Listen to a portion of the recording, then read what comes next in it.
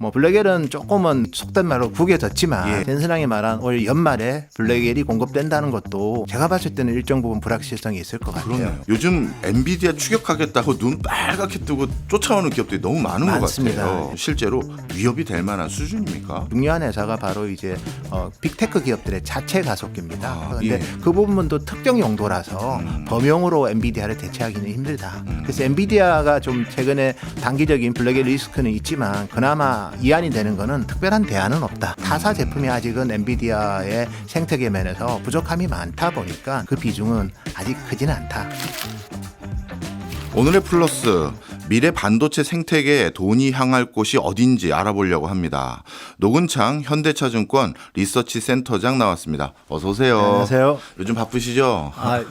요즘 또 기업들 특히 엔비디아 실적이 나와서 좀 많이 지난주는 바빴고요. 네. 이제 9월 되니까 또 우리 기업들의 3분기 실적에 대한 또 프리뷰도 해야 되고 네. 좀 열심히 또 리서치를 해야 될 것 같습니다. 우리나라 증권계에 여러 애널리스트 분들, 리서치 센터장님들 계시지만 점점 우리나라 주력 산업군이 이래서는 원래 안 되지만 반도체에만 쏠리다 보니까 이 노근창 센터장님 입만 쳐다보는 사람이 늘어가는 것 같습니다. 아닙니다. 훌륭한 분들 많이 있습니다. 예. 네. 자, 오늘 여쭤볼 게 많은데요. 얼마 전 엔비디아 실적 발표 이후 실적은 꽤 괜찮게 나왔는데 실적과 관계없이 주가가 폭락했어요. 예. 이 발표 전에 뭐 결합 얘기가 나와서 그렇다 예. 이런 소식이 있던데 설명 좀 부탁드립니다. 예, 사실 엔비디아 실적이야 시장 예상보다 잘 나왔고 뭐 가이던스도 아주 나쁘다고 볼 수는 없습니다. 예. 물론 뭐 엔비디아 실적이 이제 뭐 지난 3분기 그러니까 2023년 3분기부터는 매분기 이제 40억 불씩 매출이 증가했거든요. 예. 대부분 데이터 센터 GPU죠. 근데 이번 3분기 가이던스가 25억 불 증가니까 여기 상당히 좀 성장세가 꺾이는 거 아니냐 그렇게 예상할 수도 있지만 근데 지금은 이제 엔비디아가 제품 교체 주기거든요. 예. 그러니까 하퍼 아키텍처에서 블랙엘로 변경하는 시점이기 때문에 하퍼의 어떻게 보면 프로덕트 라이프 사이클이 끝나가는 시점에 25억 불 성장도 나쁜 성장은 아닌데 예. 오히려 시장 그거보다는 이제 블랙엘에 대해서 의구심이 이제 좀 증폭되는 것 같습니다. 젠슨항이 이번에 블랙엘이 타분기부터 수십억 불 매출이 잡힐 거라고 얘기는 했지만 시장에서는 과연 그럴까에 대한 의심도 좀 있는 것 같아요. 그래서 뭐 저희가 봤을 때 블랙엘 자체가 사실 뭐 너무 기술적인 얘기를 젠슨항이 이제 일반적인 투자자한테 다 설명하기는 힘들었겠지만 원래 블랙엘에 제일 강조했던 거는 이제 두 개의 단일 칩을 한마디로 붙인 칩넷 구조였거든요. 예. 근데 칩넷 구조로 갑자기 하다 보니까 뭔가 패키징이나 이런 쪽에 발열도 있었고 애로사항이 많이 있었습니다. 그래서 이번에 젠슨항이 포토마스크를 이제 새롭게 설계를 해서 새롭게 장착을 했다고는 했는데 사실 이제 우리 반도체라는 게 안정화되는데도 시간이 많이 필요하고요. 특히 이번에 만든 또 그 블랙엘의 좀 변경 버전이 연말에 아마 공급이 될 거고요. 그 칩을 이제 두 개의 칩을 붙인 건데 그냥 쪼개서 하나의 칩에 이제 붙인 블랙엘 변경 버전이 이제 연말에 공급되는데 그 제품에는 이제 HBM 12단이 탑재가 됩니다. 근데 원래 블랙엘은 올해는 뭐 8단이 탑재가 되는 거였거든요. 근데 12단은 사실 뭐 대부분 기업들이 내년 정도에 공급할 계획이었습니다. 근데 갑자기 이제 제품이 변경되면서 올해 12단 테스트 통과를 다 해야 되거든요. 그러면 이제 우리 반도체라는 게 안정화하는 과정, 그다음에 패키징했을 때 생기는 또 다양한 또 변수들을 고려해 본다면 젠슨항이 말한 올 연말에 블랙엘이 공급된다는 것도 제가 봤을 때는 일정 부분 불확실성이 있을 것 같아요. 그러네요. 예, 그래서 투자자들은 그 부분을 확인하고 투자하겠다 해서 젠슨항이 얘기하고 나서 좀 더 많이 판 것 같습니다. 그렇군요. 오히려 그 실적에 문제가 있었다기보다는 젠슨항의 발언뿐만 아니라 어떻게 보면 블랙엘이라는 차세대 제품에 대한 아직까지 확신 이런 게 시장에서 좀 부족했다 이렇게 전망해도 되겠군요. 예, 맞습니다. 이게 사실 엔비디아 혼자 잘할 수 있는 일이 아니라 HBM 12단이라든가 TSMC 다른 회사들이 이 블랙웰 생산에 어떤 대안이라든가 이게 한쪽에서 이렇게 설계해 주세요 해도 피드백으로 핑퐁치기를 하면서 다시 설계 변경이 많이 이루어지잖아요. 예, 맞습니다. TSMC나 또는 뭐 우리나라 SK 하이닉스나 이런 데서는 어떤 논조인가요? 뭐 일단 기본적으로 지금 블랙엘의 기존 칩넷이 아니라 이렇게 싱글 칩으로 하면 사실 패키징은 기존 하퍼랑 차이가 없습니다. 그래서 하퍼 같은 경우에는 이제 코워스라고 해서 TSMC의 패키징하는 공법 중에서 코버스 S라고 해서 실리콘 인터포저 공법이었고요. 예. 기존의 칩넷의 블랙엘은 코버스 L이라고 좀 복잡한 발열을 좀 낮추기 위한 그런 구조였는데 이번에 이제 이게 하여튼 하자가 있다 보니까 다시 싱글 칩으로 만드는 블랙엘 그 변경 버전은 또 기존의 패키징이랑 똑같은 공법입니다. 네. 그래서 실리콘 인터포저를 써서 코버스 S로 하기 때문에 이 부분은 큰 문제는 없을 것 같은데요. 문제는 이제 HBM 12단을 붙이다 보니까 우리 기업들도 아직 HBM 12단의 이 블랙엘 버전에 대해서는 아직 퀄리피케이션을 안 받았습니다. 예. 이번 달에 받아야 되거든요. 그럼 이번 달에 받고 안정화시켜서 12월에 공급한다. 좀 너무 빡빡하네요. 촉박한 것 같아요. 예. 그래서 정말 베스트가 12월인 것 같아요. 제가 봤을 때는. 그리고 조금 더 연장될 가능성도 있기 때문에 그런 부분들 물론 그게 극복 못할 변수는 아니고요. 기존 제품에서 트랜지스터 숫자만 좀 많아지거든요. 예를 들어서 기존의 블랙엘이라면 칩넷이라는 새로운 어떻게 보면 패키징 구조라서 좀 더 시행착오가 있을 수 있는데 블랙엘 200A 같은 그 기존의 공랭식 공법은 사실은 그냥 트랜지스터 숫자만 800억 개에서 1040억 개로 증가한 거 말고는 네. 없기 때문에 수율이나 이런 부분은 길게 극복 못할 이슈는 아닌데 다만 기간이 너무 짧다는 네. 거죠. 몇 달 안에 다 이걸 짠 하기에는 좀 불확실성이 일부 있고 단기적인 불확실성이고 뭐 내년 1분기가 되면 뭐 그런 불확실성은 제거될 것 같습니다. 아, 그렇군요. 예. 아마 엔비디아 CEO인 젠슨 왕도 그런 뭐 어떻게 보면 시계열적으로 좀 촉박한 일정이다라는 걸 알고 있음에도 불구하고 이렇게 칩넷 형태의 차세대 버전을 조기에 출시하려는 이유 중에 하나는 요즘 엔비디아 추격하겠다고 눈 빨갛게 뜨고 쫓아오는 기업들이 너무 많은 많습니다. 것 같아요. 예. AMD도 그렇고 뭐 인텔도 그렇고 이들 기업들의 행보 우리 센터장님이 보시기에는 실제로 위협이 될 만한 수준입니까? 숫자로서 말씀드리면 엔비디아가 이제 지난 분기가 이제 256억 불의 예. 데이터 센터 GPU 매출액을 일으켰고 이번 분기가 한 285억 불 정도 일으킬 것 같습니다. 근데 AMD가 몇억 불 일으키고 있습니다. 시장 점유율 차이는 1%와 뭐 1, 2%인 거고 AMD 전체적인 점유율은 나머지는 엔비디아라고 보셔야 되고 두 번째는 이제 인텔은 가우디 3가 이제 조금씩 거래선이 확대가 되는데 여전히 AMD보다도 인텔이 좀 더 경쟁력이 좀 아직은 검증이 필요하거든요. 그래서 뭐 당연히 엔비디아 솔루션만 100% 다 쓰는 거는 좀 주저하고 특히 마이크로소프트 같은 경우는 AMD의 뭐 MI300 X 시리즈에 대한 채택도 좀 적극적이지만 네. 그래도 아주 국한적인 목적으로만 좀 사용을 하고 있고요. 오히려 그런 AMD, 인텔보다도 저는 더 중요한 회사가 바로 이제 빅테크 기업들의 자체 가속기입니다. 우리가 구글의 TPU, 그다음에 AWS의 트레니엄, 그리고 인퍼렌티아 뭐 이런 자체 가속기에 오히려 침투율이 좀 높을 것 같고요. 근데 예. 그 부분도 특정 용도라서 범용으로 엔비디아를 대체하기는 힘들다.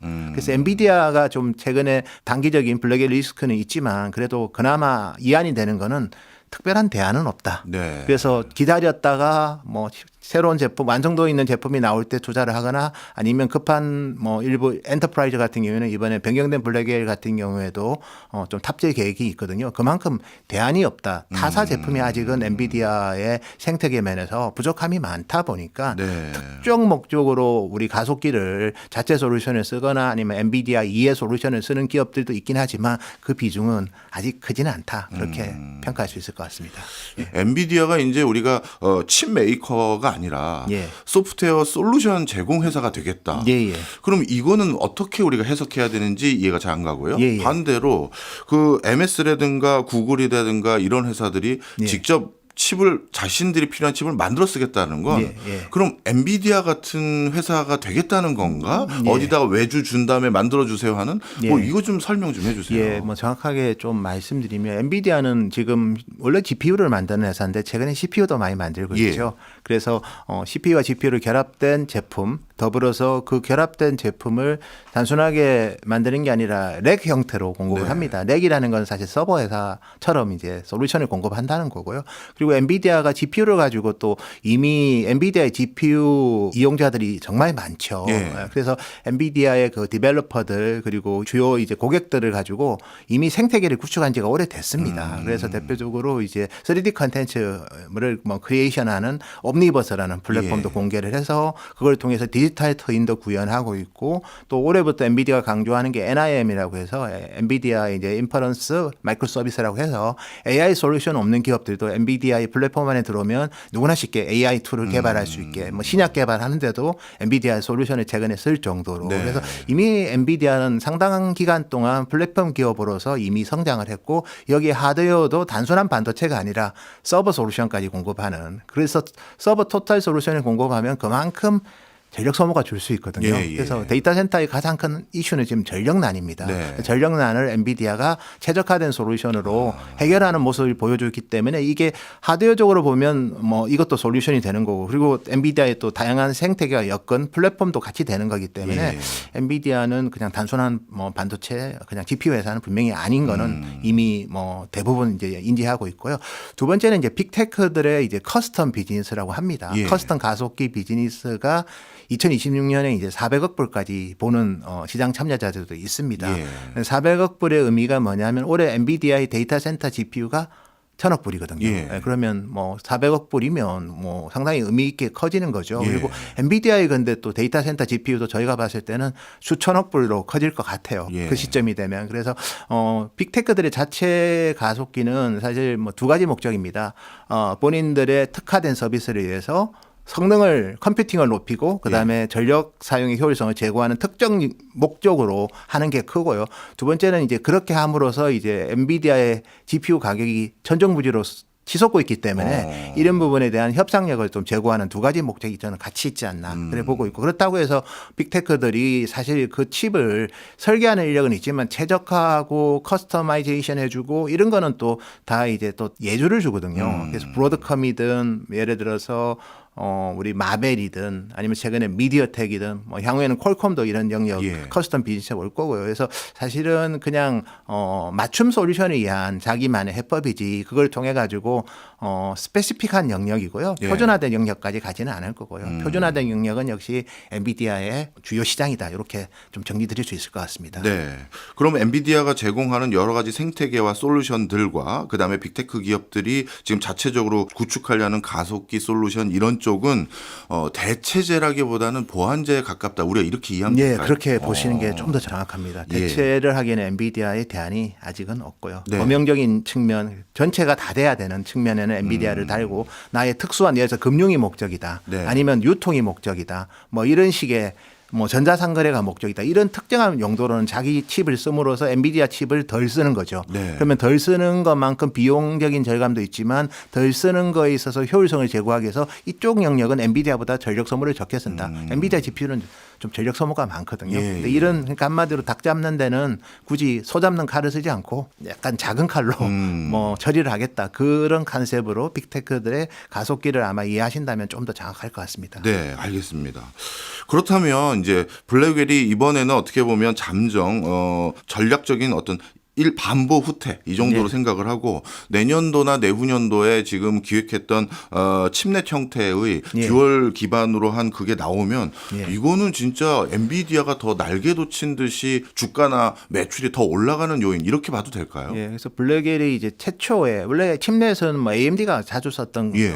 설계 방식이었고 인텔도 이제 사파이어 래피드부터 칩넷을 쓰고 있는데 엔비디아의 GPU가 워낙 크다 보니까 이 두 개의 칩을 과연 붙일 수 있을까에 대한 처음에 의심도 있었죠. 예. 그런데 다만 옆에는 TSMC라는 확실한 조력자가 있었기 때문에 그래도 극복할까 했는데 좀 일시적으로 좀 지금 불협화음이 나온 거고요. 예. 다만 이제 이거를 이제 중기적으로 모순점을 찾아서 해결을 한다면 정말 새로운 또 괴물칩들이 계속 왜냐하면 그 칩이 이거로 이제 성장이 멈추는 게 아니라 계속해서 마이그레이션을 하거든요. 예. 이번에 엔비디아의 블랙의 칩넷 구조는 다 이제 4나노 공정입니다. 예. 4나노에서 좀 더 개선된 M4P라는 TSMC의 공법을 쓴 거고 그렇지만 2026년에 나오는 누빈부터는 이제 3나노로 미세 공정이 되면 트랜지스터 숫자가 또 엄청 많아지는데 또 그 두 개를 또 붙여버릴 거거든요. 그래서 결국은 엔비디아는 이 블랙에서 조금 시행착오는 있었지만 이번에 이 설계상에 아니면 뭐 일부 디자인상의 이슈를 극복한다면 향후의 마이그레이션은 또 탄탄대로일 가능성도 있고 그래서 저는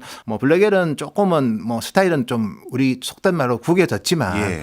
그렇지만 이제 이거를 시행착오를 좀 좋은 사례로 잘 적용을 한다면 2026년에 나올 루비는 좀 더 완성도가 높아진다면 그때는 또 상당한 교체 수요를 유발할 수 있지 않을까 그렇게 그렇군요. 보고 있습니다. 그러면 주가라는 건 통상적으로 약간 먼저 움직이는 흐름이 네. 일반적이니까 예. 2026년 루빈이 나오기 전인 예. 내년도에 엔비디아 주가는 우리가 또 약간 주목해 볼 필요가 있네요. 예, 그래서 저는 이 블랙엘 동안에는 아마 블랙엘의 이제 완성본이 나오기 전까지는 그러니까 이 미봉책인 블랙엘 200A 말고요. 예. 기존에 이제 계획 잡았던 칩넷이 내년 1분기 후반에 나올 때까지는 엔비디아가 바로 이제 전고점 돌파는 좀 힘들다고 저는 봅니다. 네. 그렇지만 블랙엘이 나오고 나서 이제 시장에 이제 그러면 참여자들은 이번에 엔비디아가 좀 어느 정도 실수를 했기 때문에 상당히 이제 좀 대비를 잘할 거고 그래서 네. 2026년에 누빈이 나오면 또 블랙엘을 또 생각만큼 기존 계획만큼은 아마 교체를 못할 것 같아요. 제가 예. 봤을 때는 뭐 하퍼보다는 더 하겠지만 그래서 26년 누빈에는 교체가 상당할 거라는 그런 시장 참여자들의 아마 또 배팅이 있을 거고 예. 그러면 2026년에 엔비디아는 특정 시점부터는 또 상당하게 또 주가는 또 좋을 수 있지 않을까 그렇게 보고 있습니다. 네. 사실 엔비디아는 이렇게 점점 차세대 칩을 하나씩 내놓으면서 성능을 더 개선시키는 움직임을 적극적으로 보이는데 이런 거에 부응하고 부합하기 위해서는 시장단에서 인공지능을 기반으로 한 다양한 수익 모델들이 런칭이 되어야 되는데 요즘 이 부분에 의구심을 가지는 투자자들도 예. 꽤 적지는 않더라고요. 예, 예. 어떻습니까? 이 AI 시장 내년에 좀 우리가 피부로 느낄 수 있는 가시적인 상품들, 비즈니스 모델들 많이 런칭이 될까요? 예, 뭐 2분기 실적 시즌 때 제일 그래도 AI 때문에 뭐 구글이 좀 AI 뭐 아무리 투자해봤자 아직 가성비도 안 나온다. 그렇지만 우리가 투자 안 하는 리스크가 더 크다. 그 정도 얘기를 한 상태에서 예. 이제 우리 월마트가 실적 발표를 하면서 네. 모든 사업 분야에 AI를 접목했더만은 효율성이 이렇게 개선이 되고 실제로 실적이든 회사에 성장하는데 상당한 도움이 된다. 즉 특정한 환경이 있을 때 그걸 활용하는 기업과 네. 아직은 아니야 하면서 등한시한 기업과의 차이가 많이 나는 것 같아요. 미국의 주요 유통 기업들도 보면 월마트 실적은 엄청나지만 또 그렇지 않은 기업들도 많이 있거든요. 예. 그래서 이미 AI를 적극적으로 활용하는 기업들은 두각을 보이고 있고 한국에도 그런 기업들이 일부 보이고 있습니다. 예. 그리고 일단 이제 AI를 이제 우리가 지금 인프라단의 AI는 사실 소비자랑은 좀 상관이 그렇죠. 없고 네. 어차피 빅테크들의 그 뭐 AI 데이터 센터 투자가 지금은 중심이지만 이제는 AI 활용은 결국은 이제 B2C 단에서 좀 있어야 되거든요. 그래서 애플도 아마 이번에 뭐 아이폰 16의 AI 기능도 좀 인텔리전스라는 게 좀 추가가 되지만 2025년부터는 상당히 좀 많이 업그레이드가 될 것 같아요. 애플의 예. AI도. 그리고 실제로 이제 온 디바이스 AI 아니면 그런 엣지 단에서 예. 가입자 단에서 AI 서비스가 적극적으로 활용하는 기업들이 많아지면 아마 트래픽이 많아질 거고요. 예. 그러면 다시 이제 이게 인프라에 트래픽 부담을 주면서 다시 AI 인프라가 또 한 번 더 또 투자되는 그런 네. 선순환 고리로 갈 수가 있거든요. 예. 그래서 25년은 이제 그런 신호들이 좀 더 보이는 원년이 되지 않을까. 그래서 내년부터는 저는 제일 주목해야 될 게 아이폰이 이제 지금 올 상반기에 매출액이 줄었거든요. 예. 네, 전년 동기 대비. 그리고 아마 올 하반기야 뭐 좀 성장을 하겠지만 또 애플이 원하는 수준은 아닐 거고 그래서 내년 하반기 그다음에 내후년에 나올 아이폰 17, 18에서 얼마만큼 AI 혁신을 하느냐가 실제로 이제 우리 소비자 단에서 AI가 의미 있게 침투하는 계기가 되지 않을까 그래 보고 있습니다. 네. 그 AI 산업은 진짜 너무나도 빠르게 바뀌다 보니까 저도 뭐 AI 분야 전문가도 아닌 제가 봐도 뭔가 야 이게 한 달 만에 또 바뀐 느낌 이럴 때도 있어요. 예. 그런데 이제 산업이 뭔가 꽃을 피우기 위해서는 전후방 산업이 뒷받침이 좀 되어줘야 되는데 앞서 지적해 주셨던 예. 전력망 수급 여기에 대해서도 이게 국가 기관망이니 단기간 될까 의구심이 있고 예, 맞습니다. 그다음에 네트워크 환경에 대해서도 또 더 제고해야 될 부분이 있지 않겠느냐. 예. 그리고 무엇보다도 법과 제도가 네. AI가 제공해 준 결과물에 대해서 누구에게 책임 소재를 물어야 될지 어떻게 수익을 나눠야 될지 모르는데 네. 이게 너무 발빠르게 움직이진 않을 거다 이런 지적도 있는데 거기에 대해서는 어떻게 생각하세요? 뭐 어쨌든 AI 관련해서 실제로 그런 사회적인 이슈들 그리고 뭐 반독점 이슈부터 해서 최근에 또 AI 위험론 최근에 뭐 약간 다르지만 예. 뭐 우리 딥페이크 같은 경우에도 네, 뭐 좀 네, 연동될 수도 있는 거고 그래서 전체적으로 그런 제도적인 정비는 많이 있을 거고요. 예를 들어서 우리가 조금 다른 내용이긴 하지만 뭐 AI도 어떻게 보면 자율주행이랑 연동이 되니까 그렇죠. 자율주행 사고 났을 때 누구의 책임 소재를 예, 물어야 예. 되냐